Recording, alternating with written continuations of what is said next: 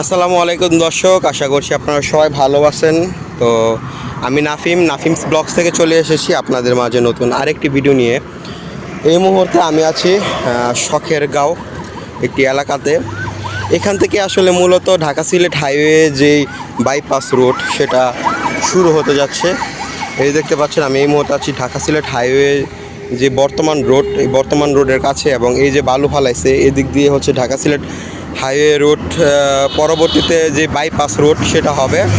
আর এটা হচ্ছে যে ড্রেজারের বালু ফালানোর যেই পাইপ, এই পাইপ দিয়ে আসলে এখানে বালু ফালানো হয়েছে। তো চলুন আমরা এখন ঢাকা সিলেট হাইওয়ে বাইপাস রোডের ভিতরের দিকে চলে যাব এবং আপনাদের পুরোটা দেখানোর চেষ্টা করব। সেখানে যাওয়ার আগে আপনাদেরকে ছোট একটা সাইনবোর্ড দেখাই।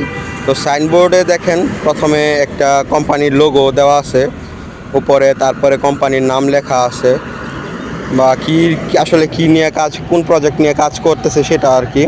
তারপর লেখা আছে টাইপ অফ স্ট্রাকচার ভিইউপি, তারপর আছে size, signal span, length 1:30.48 metre আর কি। CNH 21+662 kilometre bypass start. তো আপনারা দেখতে পেলেন এখান থেকে আসলে বাইপাসটা স্টার্ট হয়েছে। তো দর্শক, এখন আপনাদেরকে নিয়ে আসতেছি। দেখেন এখানে এই যে এটা কিন্তু ঢাকা সিলেট হাইওয়ের মেন বর্তমান সড়কটা এটা। আর এই যে এখান থেকে এখন বাইপাসটা শুরু হয়ে গিয়েছে, যে এই যে রাস্তা দেখতে পাচ্ছেন এটা হচ্ছে সেই রাস্তা, বালুর রাস্তা, এখনও বালু ফেলতেছে আর কি। তো চলুন যাওয়া যাক। যে বাইপাস সেটা সম্পর্কে আসলে আপনাদেরকে কিছু ধারণা দেই। যারা আমার চ্যানেলে নতুন তাদেরকে আসলে সবার জন্য আমি এই তথ্যটি দেওয়ার চেষ্টা করি। ঢাকা সিলেট হাইওয়ের এই তথ্যগুলো আসলে দেই কারণ অনেকে জানতে চান। তো যাই হোক, আমি তথ্যগুলো আপনাকে দিচ্ছি। ঢাকা সিলেট বাইপাস সড়ক প্রকল্পটি ঢাকা সিলেট মহাসড়কের একটি অংশ। এই প্রকল্পের আওতায় ঢাকা কাঁচপুর থেকে সিলেট পর্যন্ত 209.332 কিলোমিটার সড়ক 2 লেন থেকে 4 লেনে উন্নীত করা হবে। এই 4 লেনের উভয় পাশে ধীরগতির যান চলাচলের জন্য 5.5 মিটার প্রশস্তে পৃথক সার্ভিস লেন নির্মাণ করা হবে। এই প্রকল্পের আওতায় যা থাকবে: 66টি সেতু, 305টি কালভার্ট, 7টি ফ্লাইওভার বা ওভারপাস, 6টি রেলওয়ে ব্রিজ, 26টি ফুটওভার ব্রিজ। তো এই হচ্ছে এই প্রকল্পের আওতায় থাকবে। এই প্রকল্পের কাজ 2021 সালের জানুয়ারি থেকে 2026 সালের ডিসেম্বর পর্যন্ত চলবে বলে ধারণা করা হচ্ছে। তো আসলে যতটুকু ইনফরমেশন আপনাদেরকে দেওয়া হয়েছে টোটালটাই হচ্ছে গুগল থেকে আমার নেওয়া, যেটা হচ্ছে আমি আপনাদের সাথে শেয়ার করলাম। তো যেহেতু বলা হয়েছে 2026 সাল পর্যন্ত চলবে, এখন 2025 সাল, হয়তোবা আর 1 বছর আমরা এই ঢাকা সিলেটের কাজ দেখতে পারবো। তারপরেই হয়তোবা আমরা আমাদের সেই স্বপ্নের 6 লেনের রাস্তার কাজ আমরা পেয়ে যাব আমাদের চোখের সামনে। তো সেই আশায় আছি। তো এই হচ্ছে দেখতে পাচ্ছেন প্রজেক্টের ভিতরে চলে এলাম।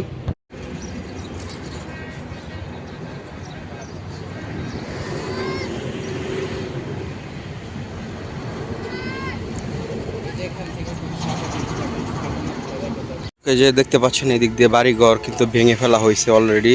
অনেক যে জায়গা, যে দখলদারি আসলে যে কাজকর্ম, এগুলো কিন্তু এদিক দিয়ে অলরেডি হয়ে গেছে। আপনারা দেখতে পাচ্ছেন এখানে রাস্তা কতটুকু চওড়া, আর এই যে এখানে বাড়ির অর্ধেক ভেঙে ফেলা হয়েছে। তো এখন আপনাদেরকে এই যে এই বালুর যেই বাইপাস রোড, এই রোডটি ধরে সামনে যাব। সামনে কাজ চলতেছে, দেখি সেখানে কি কাজ হচ্ছে এবং কতটুকু এখানে আসলে কাজ করা হয়েছে সেটাই দেখার। এখানে বালু ফেলা হয়েছে দেখতে পাচ্ছেন। বালুগুলো এখনও মানে যে আসলে একটা যেই রোলার দিয়ে রুলিং করা হয় সেটা করা হয় নাই, বালু এখনও ছেটানো বাকি আছে আর কি। দেখতে পাচ্ছি চারপাশে কিন্তু বাড়িঘরগুলো আছে, আপনারা দেখতে পাচ্ছেন। যে ছোট ছোট বাচ্চারা এখানে খেলাধুলা করতেছে। তো যাই হোক, আমরা আর একটু সামনের দিকে যাই, দেখা যাক।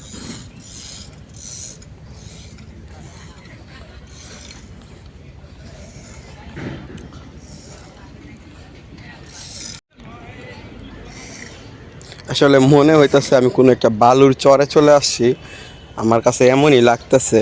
আর এই যে আশেপাশে বাড়িঘর, এখানে কিছু ছেলেমেয়েরা, আসলে মেয়ে না ছেলেরা, ভাবছিলাম খেলাধুলা করতেছে ওরা, আসলে যেহেতু গরমের সিজন, তারপর আবার আম কাঁঠালের সিজন, ওরা বসে বসে আম গাছের নিচে বসে আম কাটতেছে, আমের ভর্তা খাবে।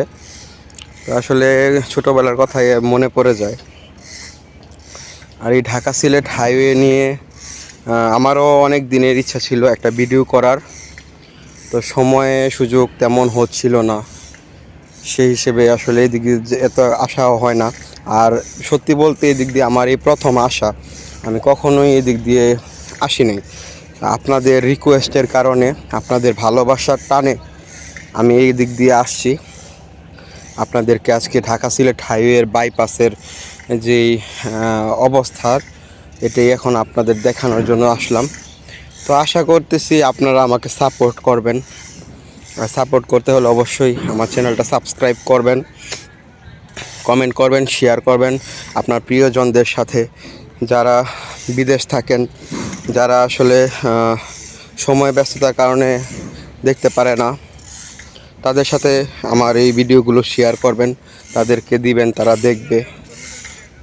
তো যাই হোক, কথা বলতে বলতে আসলে এই উত্তপ্ত যে একটা রোদে আসলে অনেক ক্লান্ত লাগতেছে। উপরে রোদ, নিচে বালু, অনেক মানে তাপ উঠতেছে নিচে থেকে, উপর থেকে, দুদিক থেকেই তাপ লাগতেছে প্রচুর। আর এখন ঘড়িতে সময় 2টা 6 মিনিট, একদম লাঞ্চ টাইম। এই লাঞ্চ টাইমেও আমি আপনাদেরকে দেখানোর জন্য আসলাম। তো অনেক ক্লান্ত হয়ে গেছি, কারণ অনেকক্ষণ ধরে সেই বলতে গেলে 10টা থেকে আমরা হাঁটতেছি। আমরা চিনি না এই দোকানে, বিভিন্ন দোকান বা বাজারে জিজ্ঞাসা করলে তারা বলতেছে এই তো সামনে, এই তো সামনে। তো সামনে আস্তে আস্তে আমরা অনেকক্ষণ হাঁটার পরে অবশেষে আমরা অটো নিলাম, অটো ধরে এখানে আসলাম। অনেক ক্লান্ত শরীর, বুঝতে পারছেন। তো যাই হোক, আপনাদেরকে যে আসলে শেষ পর্যন্ত এখানে নিয়ে আসতে পারছি, আপনাদের দেখাইতে পারতেছি, এটাই আমার মানে আনন্দ, এটাই আমার সফলতা। তো যেহেতু আপনাদের জন্য কষ্ট করি, আমাকেও আপনারা আমার কষ্টের মর্যাদা দিবেন, তাহলেই হবে। এটা আরেকটা রোড আপনারা দেখতে পাচ্ছেন, এটা হচ্ছে হয়তো বা কোনো একটা গ্রাম থেকে ভিতর থেকে আইসা মেন রোডের দিকে চলে গেছে।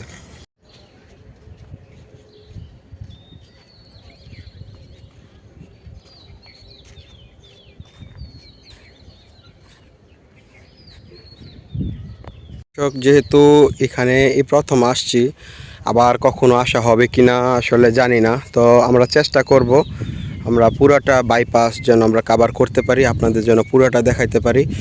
তো একই ভ্লগে আসলে পুরাটা দেখানো সম্ভব না, কারণ ব্লগগুলো অনেক বড় হয়ে যায়। তো চেষ্টা করব যে আপনাদেরকে কয়েকটা ব্লগ মিলিয়ে যেন আপনাদেরকে দেখাইতে পারি, তো সেটাই চেষ্টা করব। আসলে পুরাটা ভিডিওতে যদি আপনাদেরকে দেখাই, আপনারাও আসলে এক ধরনের বিরক্ত বোধ করবেন। তো ভিডিওটা আমি এখানেই শেষ করতে চাচ্ছি। তো পরবর্তী ভিডিওতে আপনাদেরকে সামনে আরও দেখাবো এই ঢাকা সিলেট হাইওয়ে বাইপাসের সম্পর্কে। তো আপনারা সে পর্যন্ত সঙ্গে থাকবেন আশা করি, ধৈর্য ধরে। সবাই ভালো থাকবেন, সুস্থ থাকবেন। দেখা হবে নতুন কোনো ভিডিওতে। তো শেষ করার আগে আপনাদেরকে আরেকটা বিষয় দেখাই, যে এখানে দেখতে পাচ্ছেন একটা করে ঘর, আবার এই পাশেও একটু জুম করলে দেখা যায় একটা ঘর। এগুলা কিন্তু জমি অধিগ্রহণ হয়ে গেছে, আপনারা জানেন, দেখতে পাচ্ছেন। তো যার কারণে আসলে ঘরগুলো ভেঙে ফেলা হয়েছে, হয়তো বা এই ঘরটাও ভেঙে ফেলা হবে, আমি শিওর বলতে পারতেছি না। তো ভিডিওটা এখানেই শেষ করছি। সবাই ভালো থাকবেন। আল্লাহ হাফিজ।